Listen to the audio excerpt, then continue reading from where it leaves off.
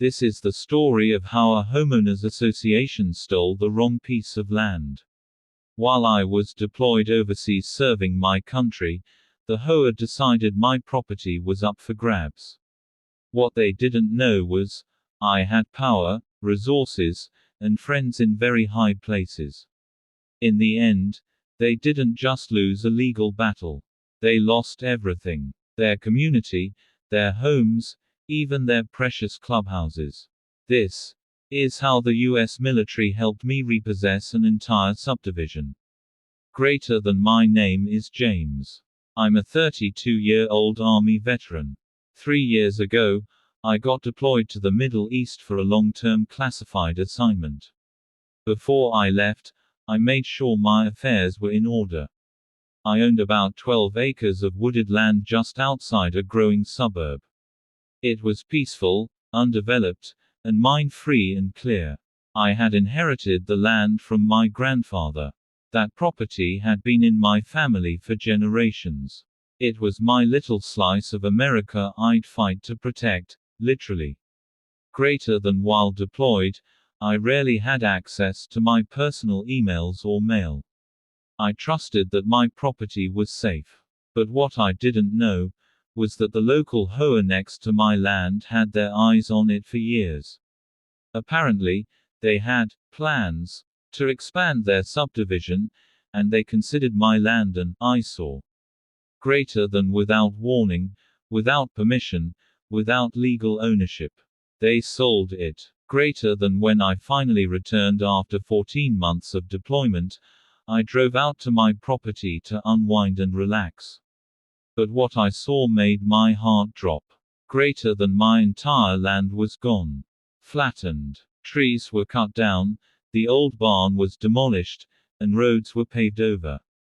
A sign stood tall. Oak Springs Phase 2, homes starting at $420,000. Greater than I was speechless. There were already 6 homes halfway built. Concrete foundations had been poured. They even put up a clubhouse and a fake walking trail.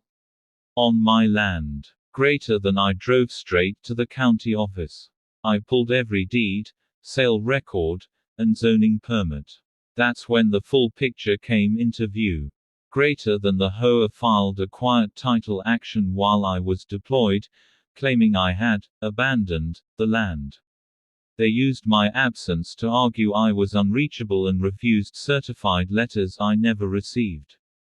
Then, a shady developer, who was friends with the HOA president, bought the land at a fraudulent auction for $11,000. Greater than my land was worth over $2 million. This wasn't a mistake. It was a con. Greater than I contacted lawyers immediately. But they were honest, it would take months, even years, to undo this. The courts were slow, and the HOA had technically gotten a judge to approve the sale. Greater than they thought they'd gotten away with it. Greater than what they didn't know was who they were dealing with.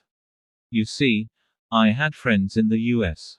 Army Corps of Engineers and the Department of Defense. And guess what? There was still a military easement on that land from the 1950s. Greater than that little detail was conveniently omitted in their paperwork. The federal government still had limited rights to that area, and if improperly sold or built on, they could seize it. Greater than I filed a formal complaint through my military channels. Within weeks, a full inspection was scheduled. Then things got real serious.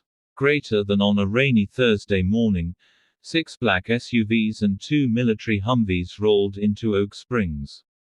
Federal agents, engineers, and uniformed officers stepped out with clipboards and flags.